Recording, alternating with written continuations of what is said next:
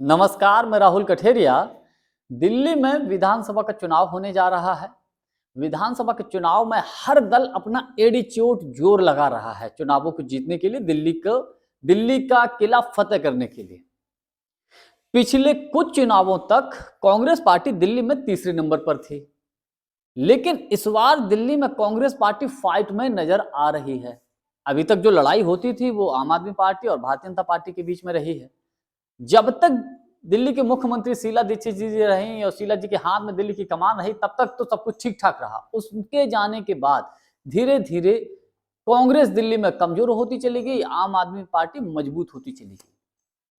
तो अब देखने वाली बात यह है कि दिल्ली में इस बार क्या त्रिकोणीय मुकाबला होने जा रहा है, और त्रिकोणीय मुकाबले में आम आदमी पार्टी, कांग्रेस पार्टी और भारतीय जनता पार्टी की स्थिति क्या रहती है, इसी को लेकर मैं और अधिक चर्चा करूं।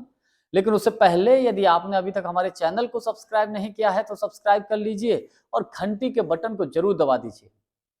देखिए, आपको याद होगा दिल्ली की पूर्व मुख्यमंत्री स्वर्गीय शीला दीक्षित जी का जो कार्यकाल रहा है, वो आखिरी टर्म्स जो रहा है, आखिरी टर्म्स के बाद, उनके जाने के बाद कांग्रेस पार्टी दिल्ली में धीरे धीरे कमजोर होती चली गई, और जो कांग्रेस का वोटर था वो धीरे धीरे आम आदमी पार्टी की तरफ शिफ्ट होने लगा।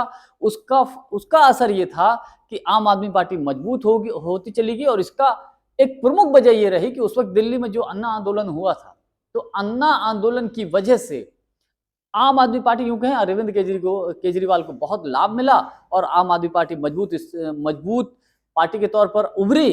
और वर्तमान समय तक उसकी दिल्ली में, मैं ये व्यक्तिगत मेरा मानना है कि अभी तक उसकी अच्छी पकड़ है। लेकिन इस बार कांग्रेस पार्टी ने अपनी रणनीति में बदलाव किया है, और कांग्रेस पार्टी, आम आदमी पार्टी और भारतीय जनता पार्टी दोनों को कड़ी टक्कर देने की स्थिति में है। कांग्रेस पार्टी ने दिल्ली के विधानसभा के चुनाव में अपने बड़े बड़े चेहरों को उतार दिया है मैदान में, और इसका असर भी देखने को मिलने लगा है। कि असर ये है कि दिल्ली में लोग बोलने लगे हैं, कांग्रेस का नाम लेने लगे हैं कि भैया इससे बेहतर तो दिल्ली शीला जी के जमाने वाली दिल्ली बेहतर थी। कांग्रेस ने चाहे शीला दीक्षित जी के ही बेटे संदीप दीक्षित जी को भी मैदान में उतार दिया है, कांग्रेस की महिला आयोग की राष्ट्रीय अध्यक्ष अलका लांबा जी को भी उतार दिया है, कांग्रेस के दिल्ली प्रदेश अध्यक्ष देवेंद्र यादव जी को भी मैदान में उतार दिया है। तमाम बड़े चेहरों को कांग्रेस पार्टी ने मैदान में उतार दिया है दिल्ली में। इसका असर ये होने वाला है, अब जो लड़ाई जो है वो सीधा सीधा आम आदमी पार्टी और दिल्ली और उसमें कांग्रेस पार्टी के बीच में देखने को मिल रही है। भारतीय जनता पार्टी इस बार ऐसा लग रहा है कि तीसरे नंबर पर खिसकने वाली है। और जिस तरीके से संदीप दीक्षित जी ने अरविंद केजरीवाल जी के ऊपर हमला बोला, कांग्रेस के नेता जिस तरीके से आम आदमी पार्टी के ऊपर हमला बोल रहे हैं, उससे कहीं ना कहीं आम आदमी पार्टी बैकफुट पर है। आम आदमी पार्टी की तरफ से भी कांग्रेस के ऊपर हमला बोला जा रहा है। तो क्या ये एक रणनीति का हिस्सा है? इसको हम ऐसे भी समझ सकते हैं, क्या ये रणनीति का हिस्सा है कि आम आदमी पार्टी और कांग्रेस का, ताकि हम और आप ही एक दूसरे पक्ष और विपक्ष रहें, भारतीय जनता पार्टी को दिल्ली से आउट कर दो?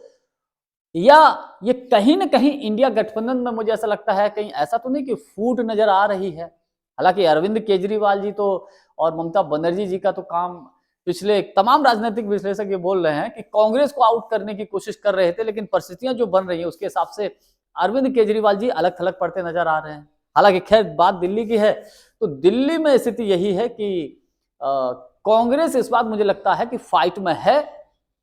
हो सकता है कि आम आदमी पार्टी अपने दम पर सरकार बना ले, और हो सकता है कि ना भी बना पाए, उसको कांग्रेस के विधायकों की आवश्यकता पड़ेगी, कांग्रेस के सहयोग की आवश्यकता पड़ेगी। ऐसी स्थिति बन सकती है।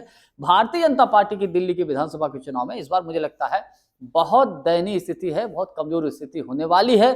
और फिर ईवीएम मैया का कमाल क्या हो जाए, पता लगा कांग्रेस और आम आदमी पार्टी धरी की धरी रह जाए, और दिल्ली में भारतीय जनता पार्टी अपने दम पर सरकार बना ले। ये भी हो जाए तो इसे आप कुछ भी समझ लीजिए, मोदी जी के जमाने में कुछ भी संभव हो सकता है।